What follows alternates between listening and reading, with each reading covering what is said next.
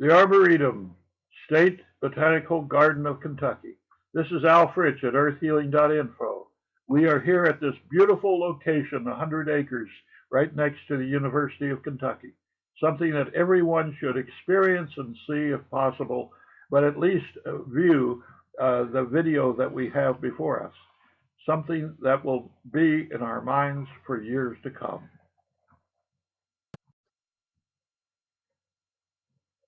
Observation is one consideration that we should have when we visit the Arboretum, or for that matter, any forest or group of trees. We have to be keen observers of the landscape. That's really important because then we appreciate trees and other plants all the more. Peter Wohlleben, in The Hidden Life of Trees, is an extremely keen observer, and that's one thing we observe when we actually read that book, or we can observe it ourselves when we travel through and talk to other people about the various plants that we have. Observe, the important part. Another point is that of seasonal change of plants. We actually deliberately came here and videotaped, even though a very hot day, in what is called the greenest part of Kentucky, and that is during the middle of August. Everything seems green. Right after, it will begin to turn, and we will begin to see autumn come very quickly. But each season has its point and its color, and we should appreciate each one as they are.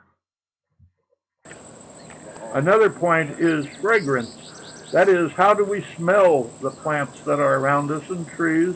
At certain times of the year, they're more pronounced than at others. Smell is an important aspect of our life, just as much as seeing the trees. So think about that. Now, taste is another element that we can do in certain herbal or garden areas, but be extremely careful because some plants are poisonous. Another point is that the Arboretum allows for exercise.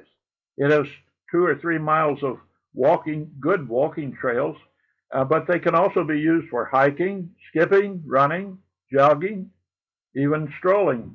Or maybe if people are physically challenged and they have disabilities, they could be driven around, and we saw the little kids being pushed around who were infants and would probably not be able to walk that well, but through all of that territory.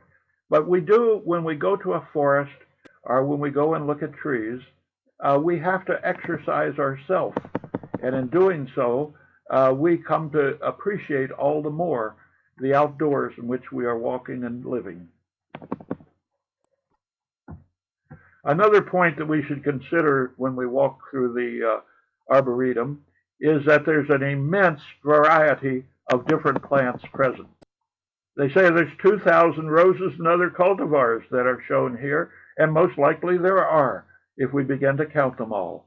But all the plants, whether they're herbs or flowers, or they're trees too, each of them are part of a great variety in the created scene.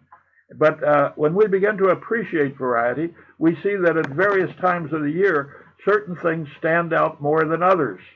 Since we're not at springtime when we were visiting here, still in the spring, you will see a lot of wildflowers, or you can see the roses in greater numbers that are blooming.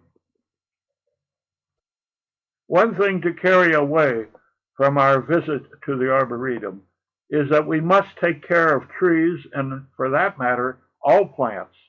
They can be hurt in many ways. The way we trample on them, pull off branches, or uproot them in some fashion. We should remember that we are to be caretakers of the things of nature. Now, if we want a garden, we should think about that as a place where herbs can grow, or flowers, or vegetables, or maybe you can have all three together. It makes for a good area, but as we become people who actually take care of the various types of plants in our own backyard, we also begin to sense all the more that when we visit other places, we have to take care of the vegetables and plants that are there too. This applies both to as individuals and also to groups that go and visit. In fact, if you want to take a second trip or go into extended detail, there are maps and guidelines available at the visitor center and on the internet that show that the grounds include 7 different regions that are growing regions of Kentucky with different types of plants that are available in these. These can be explored in greater detail, and the exact places where they're located are found on maps which are available to us all. Do spend some time extra on these areas. We have been seeing some shots from various places in a walking tour that can go for several miles. And this is an invitation for you to come to the Arboretum, the Kentucky Arboretum. It's right at the campus of the University of Kentucky. Come here with your kids, spend some time, and go around because all of the different flowers and things, now we're in the middle of summer and it's a little easier, but all the flowers and all the plants are named and it's a good opportunity for people to learn some new names. Come and see us. This is Al Fritz from earthhealing.info. Come and visit us sometime.